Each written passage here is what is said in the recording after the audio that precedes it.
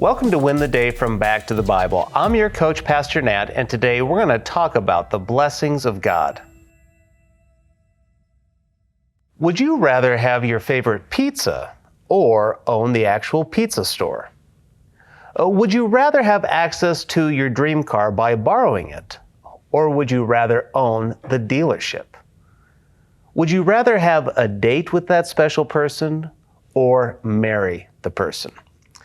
There is a difference between experiencing a moment and having that moment continue. There's a difference between an acquaintance and a loving spouse. Well, today, we will see Ruth and Naomi consider the differences and how they could move from a blessing to being continually blessed. What do I mean by that? Well, let's get back to the story of Ruth in Ruth chapter 3, beginning in verse 1.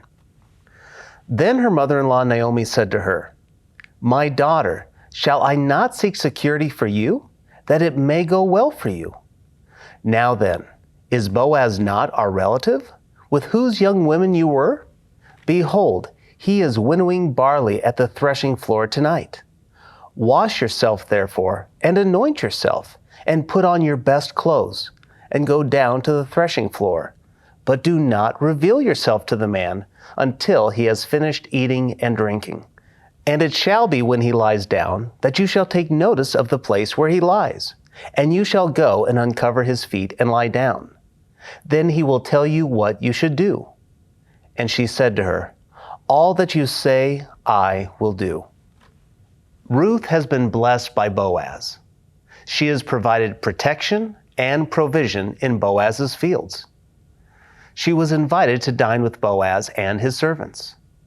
He provides her with the best food on the table. Not just the best food, but plenty of it.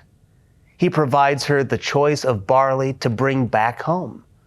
So much barley and so much leftovers that she has to bring them in a trailer. Naomi, her mother-in-law, is amazed. So her wheels begin to turn. So here in chapter 3, Naomi sees this blessing as an opportunity to go from blessing to blessed, to go from acquaintance to the loving spouse. She is telling Ruth to go to Boaz and look the part of an eligible bachelorette. Boaz is a kinsman redeemer. This is a relative who could marry Ruth and provide safety and security.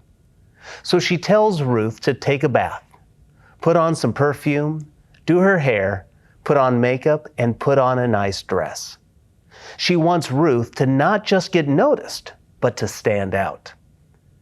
She then tells her to go to the threshing floor. It's true that the workers and Boaz could have gone home, but with so much value in grain, it was common for the workers to stay by the harvest. There was also a lot of sexual activity that could happen here. The prostitutes would come out to entertain the workers after a hard day of labor. So this portion of the story has a lot of conjecture as to Naomi's intentions for Ruth. She tells Ruth to lie by his feet after she uncovers them. There are times when some of these words can seem very sexual in nature. So was Naomi suggesting that she come on to Boaz for a good time? I don't think so. Boaz appears to be a respectable, God-knowing man. Naomi has not proven to be a theologically deep person, but she does not want her daughter-in-law to be hurt. So sending her to Boaz does appear to entice Boaz to marry Ruth, but not to take advantage of her sexually. Ruth loves her mother-in-law, so she agrees. This is a true story that is exciting to watch. What will happen next? We will have to wait and see. But today, I want you to consider how you view and respond to God. Is He a good luck charm or a loving father? Is He a sugar daddy or a loving provider? Do you keep Him at arm's distance?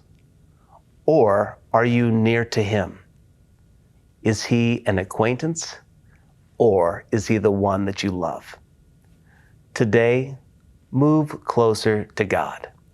He is so much more than just a distant God with incredible powers. He is a loving Father who wants to know you, walk with you, care for you, and transform you into the person you've been saved to be. When we move closer to God, He will move closer to us. That is a sure way to win the day.